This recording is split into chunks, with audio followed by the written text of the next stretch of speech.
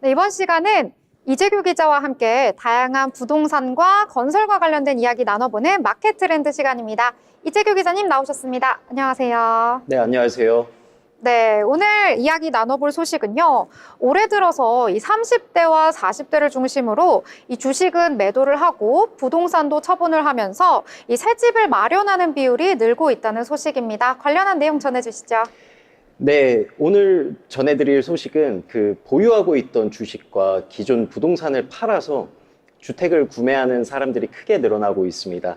특히 20대와 30대의 경우 주식을 팔아 집을 산 비율이 2년 만에 3배 가까이 증가했었는데요.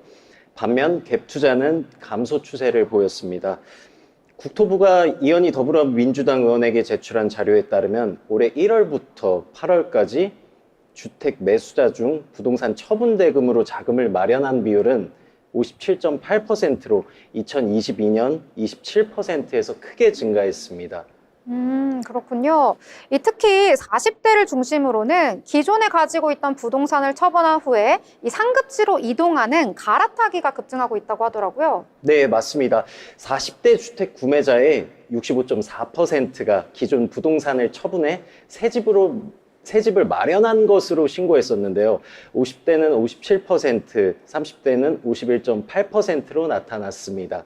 주식 매도를 통하여 자금 마련도 급증했었는데 특히 20대와 30대에서 주식을 팔아 집을 산 비율이 2022년 5.9%에서 올해 17%로 3배 가까이 늘었습니다. 그렇군요. 꽤나 많은 분들이 지금 갈아타기를 위해서 노력을 하고 있으신 것 같은데요. 또 이 갈아타기를 위해서 주식 매도뿐만 아니라 금융기관을 통해서 대출을 받는 분들도 많다고 하더라고요. 예, 맞습니다. 올해 1월부터 8월까지 주택 매입자 중 68.7%가 금융기관 대출을 통해 자금을 마련했다고 신고를 했는데요.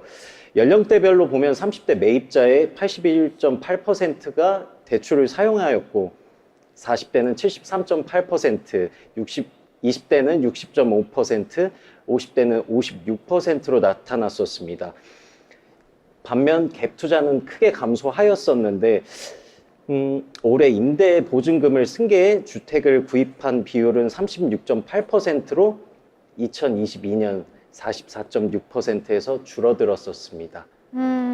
갭 투자는 계속해서 줄어드는 추세고, 뭐 주식을 팔든지 아니면 대출을 받든지 갈아타기를 통해서 주택을 마련하는 분들도 계속해서 늘고 있다고 하는데요. 아무래도 주택과 관련된 것은 뭐 수요와 공급, 이것이 불균형으로 인해서 생기는 문제가 아닌가 이런 생각도 드는데, 이 공급과 관련된 또 내용이 있더라고요. 이 최근에 서울시에서 추진하고 있는 휴먼타운 2.0 사업에 대해서도 관련해서 전해주시죠.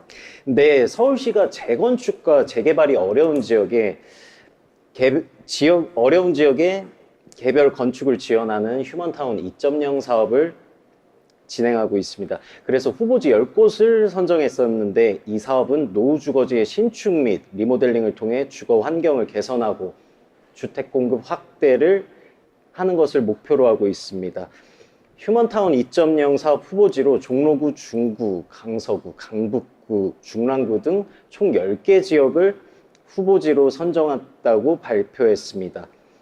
이번 사업은 재건축과 재개발이 어려운 다가구, 다세대, 도시형 생활주택 등 개별 건축을 지원하는 방식입니다.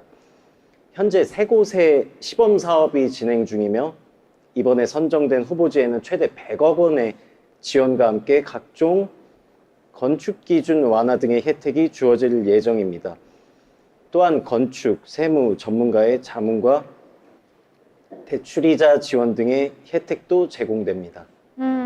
후보지 10곳이 선정이 되었다고 전해주셨는데 아마 시청자분들께서 어떤 지역이 좀 선정됐나 이렇게 유심히 보셨을 것 같아요. 자, 그러면 10곳이 선정되는 과정은 어땠을까요? 예, 후보지는 자치구 공모를 통해 접수된 지역 중 주택 정비의 시급성과 주차장 등 기반 시설 공급 가능성 등을 기준으로 현장 실사와 심사를 통해 선정되었었습니다. 최종 사업지로 확정이 되면 본격적인 사업에 착수할 예정입니다. 이 서울 중구의 회원동과 또 다산동도 후보지로 선정됐다고 하던데 이 내용 더 전해주시죠. 예, 맞습니다. 서울 중구 회원동과 다산동도 이번에 휴먼타운 2.0 후보지로 선정이 되었는데요. 이 지역은 남산 고도 제한이 완화되었지만 지형적인 특수성으로 인해 대규모 개발이 어려운 상황이었습니다. 이에 개별 건축을 통해 노후주택을 개선하는 방식으로 주거 환경을 변화시키겠다는 계획으로 후보지에 선정되었습니다. 이 소식이 전해지면서 이 회원동과 다산동 주민들이 굉장히 기뻐할 것 같은 소식이네요. 아무쪼록 이번 사업이 잘 마무리가 되어서 많은 분들의 기대를 충족할 수 있었으면 좋겠습니다. 지금까지 함께해 주신 이재규 기자 감사합니다.